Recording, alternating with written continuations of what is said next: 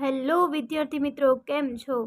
હું દર્શના પરમાર મારી ચેનલમાં તમારું સ્વાગત કરું છું.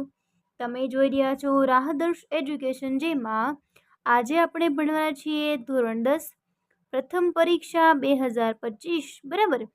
એના માટે વિકાસ અસાઇનમેન્ટ સોલ્યુશન. ઓકે, ચલો. આની પહેલાંના વિડીયોમાં આપણે વિકલ્પો, ખાલી જગ્યા અને ખરા ખોટા જે છે એના વિડીયો મૂકેલા છે. જો તમે ન જોયા હોય તો તમે જોઈ શકો છો, બરાબર. ચલો, હવે પ્રશ્ન નંબર 4 એવો આપ્યો છે કે એક વાક્યમાં જવાબ આપો, બરાબર. પણ એક વાક્યમાં જવાબ આપવા માટે આપણે દાખલો ગણવો પડશે, બરાબર. અને જવાબ કઈ રીતે આવ્યો છે એ પણ આપણને આમાં શીખવા મળવાનું છે. ચલો, પહેલો પ્રશ્ન છે કે 12ના પ્રથમ 15 ગુણિતોનો સરવાળો કેટલો થાય, બરાબર. શું કીધું છે કે ભાઈ 12ના પ્રથમ 15 ગુણિતોનો સરવાળો કેટલો થાય. તો ચલો, 12 છે તો એની શ્રેણી બનાવું કે 12 એકા 12, પછી શું લખીશું 12 દુ 24, પછી 12 તેરી 36 થી લઈને 12 ગુણ્યા 15 એટલે છેલ્લું પદ કયું આવ્યું 180, બરાબર. હવે આપણે સૂત્ર લઈ શકીએ SN વાળું, કેમ કે અંતિમ પદ આપણી પાસે છે તે, એટલે A પ્લસ L, બરાબર. કિંમત મૂકીએ, n ની જગ્યાએ કેટલા મૂકીશું 15, કેમ કે કુલ 15 પદો છે એટલા માટે. a ની કિંમત કેટલી છે 12 અને l ની કિંમત આપણી પાસે છે 180, બરાબર. ચલો, હવે 15 ના છેદમાં 2, 12 પ્લસ 180 192, કરો ભાગાકાર, 96 ગુણ્યા 2 192 આવે. તો 15 ગુણ્યા 96 કરો, તમારો જવાબ આવશે 1460. તેથી આપણે લખી શકીએ કે 12ના પ્રથમ 15 ગુણિતોનો સરવાળો 1440 મળે છે, બરાબર. ચલો, બીજો પ્રશ્ન છે કે આપેલા શ્રેણી છે એ સમાંતર શ્રેણી છે કે નહીં. જો સમાંતર શ્રેણી કહેવાય કોને કે જેનો તફાવત એક સરખો હોય. જો 2 માંથી 1 કાઢો એ જ વધે, 3 માંથી 2 કાઢો 1 એ જ વધે, 4 માંથી 3 એ કાઢો 1 એ જ વધે. તો આ આપેલી જે શ્રેણી છે એ કેવી છે? સમાંતર શ્રેણી કહેવાય, કેમ કે તફાવત સરખા છે એટલા માટે, બરાબર. ચલો, એની પછી જો કોઈ સમાંતર શ્રેણી માટે A25 માઇનસ A15 તમને આપેલા છે, બરાબર, અને બરાબર 24 હોય તો ડી ની કિંમત મેળવવાની, તફાવત ડી તમારે ગોતવાનું છે. તો જો સૂત્ર અહીંયા લખું છું, આપેલું છે એ જ આપણે લખવાનું છે, બરાબર. A25 અને A15 બરાબર 24 છે, બરાબર. તો જો A25 નું સૂત્ર શું થાય A પ્લસ 24D, અને A15 નું સૂત્ર શું થાય A પ્લસ 14D, બરાબર. ચલો, કાઉન્સને છૂટો પાડીએ તો આ રીતે લખી શકીએ, માઇનસ ને અંદર ગુણાવી દો એટલે માઇનસ A માઇનસ 14D બરાબર 24, પ્લસ A માઇનસ A નીકળી ગયા, 24 માંથી 14 ને બાદ કરો એટલે કેટલા આવે 10, બરાબર.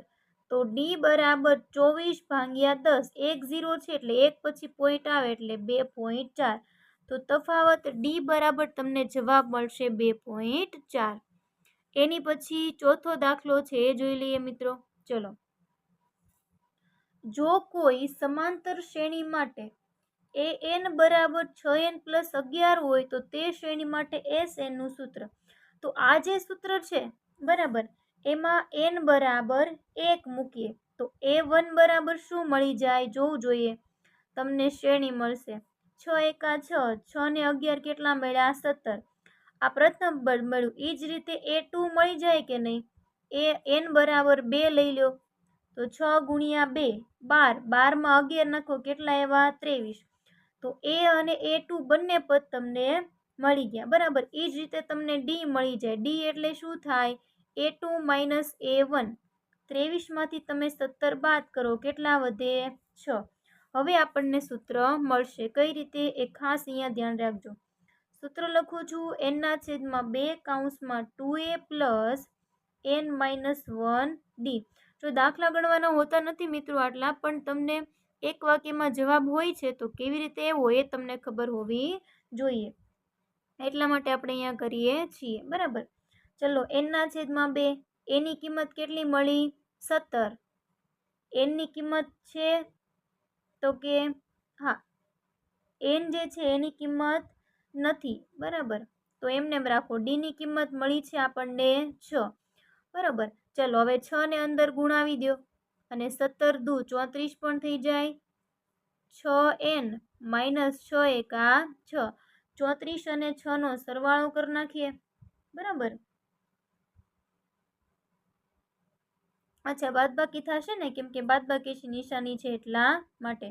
કેટલા આવ્યા ત્યાં? 6n plus 28. આ બે જે છે છેદમાંથી કાઢો હોય તો આ બંનેને 2 વડે ભાંગી નાખો તો 2 તેરી 6 અને 28 ના છેદમાં 2 એટલે કેટલા આવે? 14. n ને અંદર ગુણાવો તો 3n નો વર્ગ પ્લસ 14n. આ તમારો જવાબ આવે છે, બરાબર.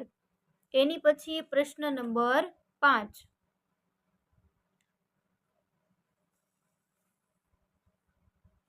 જો k minus 13 k plus 7 2k plus 7 એ કોઈ સમાંતર શ્રેણીના ક્રમિક પદો છે. કેનું મૂલ્ય, જો ક્રમિક પદ હોય તો a1 બરાબર શું લખી શકાય? પહેલું પદ જે છે ને a1 બરાબર લખી શકાય k માઇનસ 3. એ જ રીતે બીજું પદ k2 થાય અને ત્રીજું પદ જે છે એ k3 તરીકે આપણે a3 તરીકે ગણી શકાય, કેમ કે સમાંતર શ્રેણી છે, ક્રમિક પદો આપ્યા છે એટલે, બરાબર. ચલો હવે આપણને શું કીધું છે? k ની કિંમત મેળવવાની છે. k ની કિંમત મેળવવા માટે આપણે સરખાવી દઈએ. a2 માઇનસ a1 બરાબર a3 માઇનસ a2 તો જ મળશે. a2 ની કિંમત લખો k પ્લસ 7, a1 ની કિંમત લખો, શું લખશો? k minus 3. a3 ની કિંમત લખો 2k પ્લસ 7 માઇનસ a2 ની કિંમત લખો k પ્લસ 7. ચલો માઇનસ ને અંદર ગુણાવો એટલે minus k minus minus plus 3 2k. Okay, આ જે છે એ કાઉન્સમાં છે ને, હવે કાઉન્સને આપણે છોડી દઈએ તો minus k minus plus minus 7. તો જો પ્લસ k માઇનસ k અહીંથી નીકળી ગયા, 7 ને 3 10 વધ્યા. હવે જો અહીંયા પ્લસ 7 માઇનસ 7 નીકળી ગયા, 2k માંથી 1k બાદ કરો, કેટલા વધ્યા? 1 જ વધ્યા. તો k ની કિંમત તમને આપોઆપ મળી ગઈ. k બરાબર શું મળી ગયું? 10. એની પછી પ્રકરણ નંબર 7 છે, એ આપણે સાથે સાથે જોઈ લઈએ મિત્રો, બરાબર. જો શું કીધું છે કે એક વર્તુળના એક વ્યાસના અંત્ય બિંદુઓ તમને આપ્યા છે 10 માઇનસ 8 અને માઇનસ 6 અને 2. જો અંત્ય બિંદુ આપ્યા છે, મધ્ય બિંદુ ગોતવાનું છે, વર્તુળનું કેન્દ્ર. તો મધ્ય બિંદુનું સૂત્ર આપણને ખબર છે. શું કરવાનું? x ને લઈ લો 10 પ્લસ માઇનસ 6 ના છેદમાં 2. હવે y ને લઈ લો માઇનસ 8 પ્લસ 2 ના છેદમાં 2. ચલો 10 માંથી 6 જાય 4 ના છેદમાં 2. 8 માંથી આપણે 2 કાઢી નાખીએ એટલે માઇનસ 6 ના છેદમાં 2. 2 દુ 4, 2 તેરી 6. તો આપણને એના યામ મળી ગયા 2 અને માઇનસ 3, બરાબર. એની પછી બીજો પ્રશ્ન કે માઇનસ 3 2 માંથી x અક્ષ પર દોરેલા લંબનો લંબપાદ m છે, તો બિંદુ m ના યામ. હવે એને શું શબ્દ વાપરો? તો કે x અક્ષ ઉપર દોરેલો છે. આ m જે છે, બરાબર, x અક્ષ ઉપર દોરેલો હોય તો એનો y યામ જે છે એ આપોઆપ કેવો થઈ જાય? y અક્ષ કેવો થઈ જાય? આપોઆપ 0 થઈ જાય y યામ. કેમ? તો કે x અક્ષ ઉપર દોરેલો છે એટલા માટે, બરાબર. તો લખીએ કે m ના યામ x અક્ષ ઉપર દોરેલા હોય એટલે જો માઇનસ 3 તો છે તે, y યામ 0 એટલે માઇનસ 3 અને 0 તેનો જવાબ આવે, બરાબર. આ રીતે પ્રશ્ન 2 થશે. ઓકે, એની પછીનો પ્રશ્ન, ચલો ત્રીજો પ્રશ્ન જોઈ લઈએ. 0 0 4.20 અને 0 માઇનસ 4.2 શિરોબિંદુઓ ધરાવતા ત્રિકોણનો પ્રકાર તમારે જોવાનો છે, બરાબર. તો જો એના માટે તમે આને એ બિંદુ કહી દો, આને બી અને આને સી કહી શકો છો, બરાબર. હવે જો એ અને બી વચ્ચેનું અંતર આપણે મેળવવું હોય તો અહીંયા એક જ બિંદુ છે એટલે ડાયરેક્ટ કરી નાખું. જો એ બી બરાબર √4.2 નો વર્ગ એટલે જવાબ આવશે 4.2 એકમ. પછી બી અને સી મેળવીએ. ચલો, બી અને સી માં 2 છે પાછા, તો કાંઈ વાંધો નહીં. 4.2 નો વર્ગ પ્લસ 4.2 નો વર્ગ જો 2 વખત આવે છે, અને એ સી બરાબર તો ખાલી એક જ છે 4.2 માઇનસ 4.2 નો વર્ગ બરાબર 4.2 એકમ થાય. તો જો બે બાજુ તો સરખી આવી જ છે, પણ તમને અહીંયા એવું લાગતું નથી કે આ શરતનું પાલન થાય છે. કઈ શરત? તો કે AB પ્લસ AC બરાબર BC છે. આ શરતનું પાલન ક્યારે થાય? કે જ્યારે કાટકોણ ત્રિકોણ હોય ત્યારે. તેથી આપેલ ત્રિકોણ કેવું છે? બે બાજુ પહેલા તો સમાન છે, એટલે આપણે એને કહી શકીએ સમદ્વિબાજુ કાટકોણ ત્રિકોણ. બરાબર. એની પછી ચોથો પ્રશ્ન છે કે યામ સમતલમાં બિંદુઓ 1 0 6 0 6 5 અને 1 5 ને ક્રમાનુસાર જોડવાથી કઈ આકૃતિ મળે છે? ચલો, ક્રમાનુસાર જોડવાથી કઈ આકૃતિ મળશે એ હવે આપણે જોઈ લઈએ. બરાબર, ચોરસ, ચતુષ્કોણ જે મળે ઈ. ઓકે, યામ સમતલના બિંદુઓ છે. બરાબર, તો આપણે એ અને બી વચ્ચે જોઈએ. બરાબર, હવે જો આને નામ આપી દઉં A B C અને D. તો તમે જો એ અને બી છે એના એક્સ યામે જ આપેલા છે, વાય યામ એના કેવા છે? 0 છે. બરાબર, તેથી વાય બરાબર શું લખાય? વાય બરાબર 0 થાય એ અને બી માટે. તો એક્સ યામ આપણે લઈ લઈએ, માનકમાં જ લઈ લેશું. 6 માઇનસ 1 બરાબર કેટલા મળે? 5. બરાબર, એ રીતે લઈએ આપણે બી સી. તો જોવું જોઈએ બી અને સી જે છે એમાં બીજું આ એક્સ અક્ષ જે છે એ સરખું છે, એટલે આપણે વાય અક્ષને લઈ લઈએ. બરાબર, કે બંને બિંદુઓ એક્સ બરાબર 6 રેખા પર 6 છે, એટલે એ ઉપર આવે. એટલે આ રીતે આપણે કહીએ. સરખા બિંદુઓ છે ને એ નહીં લઈએ, એટલે 0 માઇનસ 5 બરાબર કેટલા આવશે? 5. માનાંકમાંથી જ્યારે સંખ્યા બહાર નીકળે તે પ્લસમાં જશે. પછી સી અને ડી માટે જોઈએ. સી અને ડી માં વાય અક્ષ સમાન છે, એક્સ અક્ષને લઈ લો. 6 માંથી 1 બાદ કરો, કેટલા વધ્યા? 5. એ જ રીતે ડી એ જો ડી અને એમાં એક્સ યામ સરખા છે, તો વાય યામને લઈ લો. તો 5 માંથી 0 એટલે જવાબ આવ્યો 5. તો જ્યારે ચારે બાજુઓ સમાન આવે છે મિત્રો, તો એ કઈ આકૃતિ રચાય છે? તો કે ચોરસ આકૃતિ રચાય છે, એવું આપણે કહીએ છીએ. એની પછી પાંચમો પ્રશ્ન છે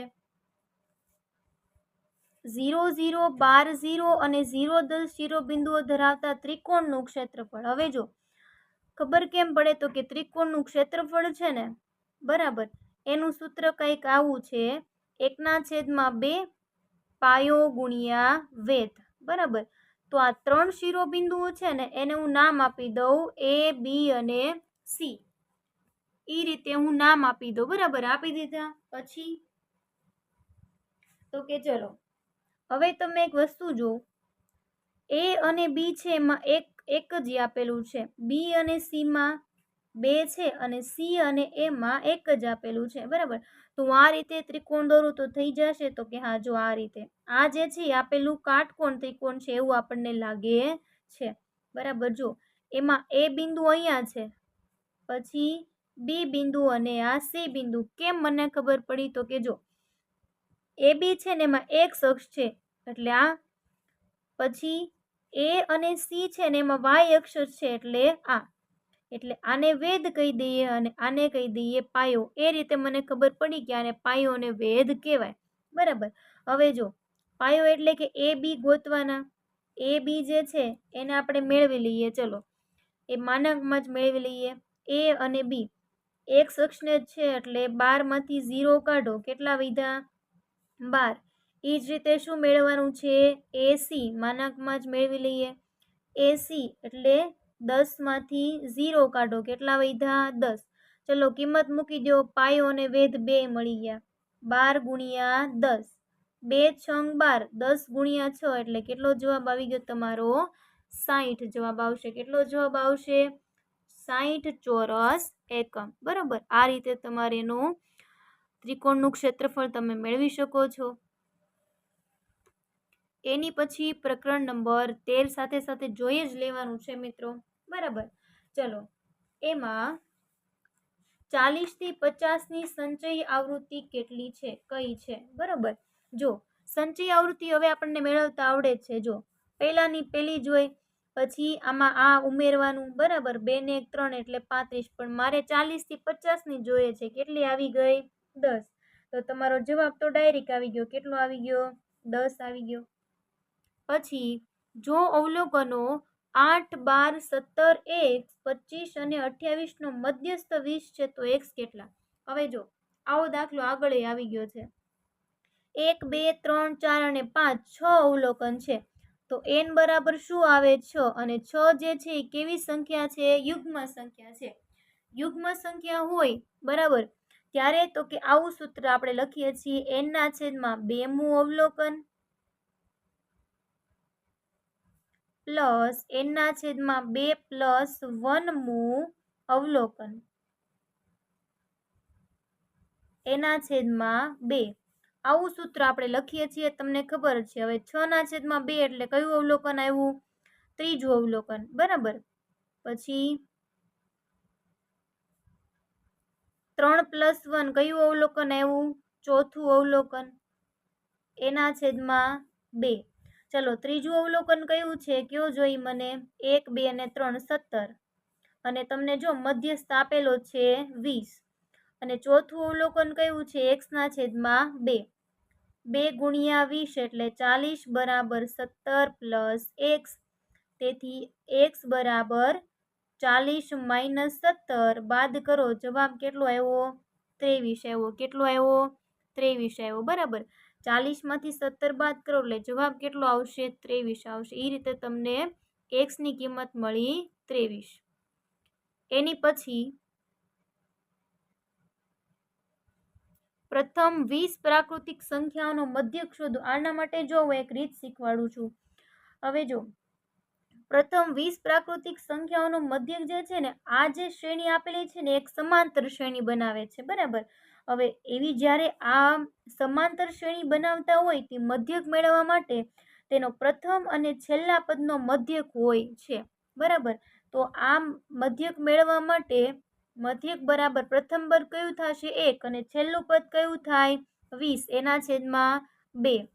તો 20 અને 1 21 ના છેદમાં 2 બરાબર 10.5. કરી નાખવાનો ભાગાકાર. હવે તમને આવડે જ છે. 2 એકા 2 0 1, બરાબર. એટલે એ રીતે તમે ભાગાકાર કરો એટલે તમારો જવાબ આવશે 10.5, બરાબર.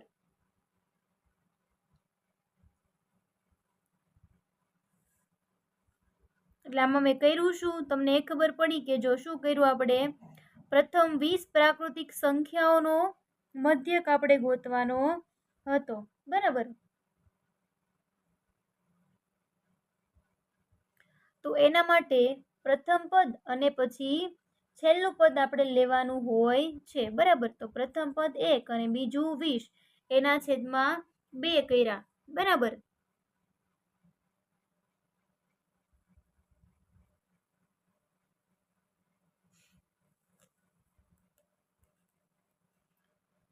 એ રીતે અહીંયા પ્રશ્ન જે છે એ સોલ્યુશન થઈ ગયું.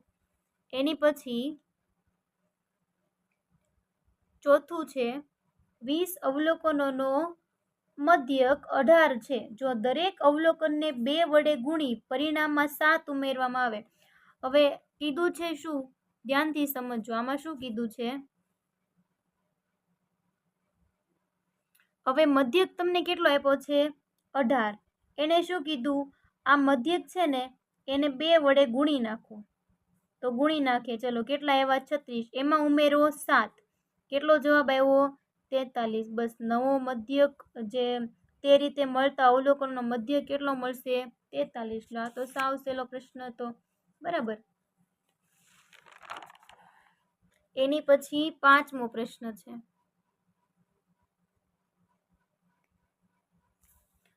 જો અવલોકનો 45, 49, 53, 32, 63 એ રીતે હોય, મધ્યક આપેલો છે, x ગોતવાનું છે.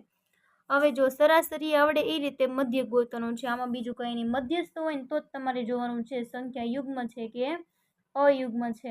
બરાબર. ચલો આ બધાનો સરવાળો કરો. મધ્ય કાપ્યા છે 47, 45 પ્લસ 49 પ્લસ 53, 32, 63, x કુલ કેટલા છે? 1 2 3 4 5 અને 6. 6 ગુણ્યા 47 કરીએ આપણે 282. આ બધાનો સરવાળો કરો 242 પ્લસ x. તો x બરાબર 282 માંથી 242 બાદ કરો, તમારો જવાબ આવી ગયો 40. પછી પ્રકરણ 14 સાથે સાથે આપણે જોઈ લઈએ. જો અહીંયા તમને PA ની કિંમત મેળવવાની કીધી છે, તો આપણે એક વસ્તુ જાણીએ છીએ. કઈ? તો કે PA પ્લસ PA બરાબર 1 થાય. તેથી તો આવું એક સૂત્ર બને કે ભાઈ PA બરાબર 1 માઇનસ PA. એવું એક સૂત્ર બને. એ આપણને જે આપ્યું છે ને એમાં મૂકી દો. ચલો તો PA માઇનસ PA બરાબર શું મૂકવાનું? 1 માઇનસ PA બરાબર 0.48. બરાબર. ચલો 1 માઇનસ માઇનસ પ્લસ 0.48. બરાબર. ચલો 1 ને 1 2PA થાય. બરાબર. -1 છે પેલી બાજુ આવે એટલે +1, 1.48 થઈ ગયા. તો PA બરાબર 1.48 ના છેદમાં કેટલા આવે? 2. આનું સોલ્યુશન કેમ કરવાનું? 1 પછી 2 પછી પોઈન્ટ છે એટલે છેદમાં મૂકી દેવાય 100. બરાબર. અને ગુણ્યા 2 તો છે જ તે. ચલો છેદ આપણે ઉડાડી દઈએ એટલે જવાબ શું આવ્યો? 74. હવે છેદમાં 2 0 વાળી સંખ્યા એટલે 2 પછી પોઈન્ટ તો 0.74 આપણો જવાબ આવે. બરોબર. ચલો એની પછી દાખલા નંબર 2. 80 ગુણની પરીક્ષા. બરાબર. માં રાયનાને 80 ગુણ મળે તેની સંભાવના. હવે જો 80 ગુણ હોય બરાબર ની પરીક્ષા હોય તો ગણાને 0 માર્ક પણ આવે છે. તો 0 થી લઈને 80 કુલ પરિણામ કેટલા થયા? 81. અને 80 માર્ક આવે તેની સંભાવના કેટલી? 1/81 તમારો જવાબ આવશે. બરાબર. પાસાને એક વખત ઉછાળવામાં આવે છે તો પરિણામ આટલા હોય. જો 3 4 5 અને 6. 6 નો અંક ન મળે તેની સંભાવના 1 2 3 4 અને 5. 5/6. ચોથું છે 1 થી 100 સુધીની પ્રાકૃતિક સંખ્યાઓમાંથી યાદચ્છિક રીતે પસંદ કરેલ એક સંખ્યા અવિભાજ્ય હોય.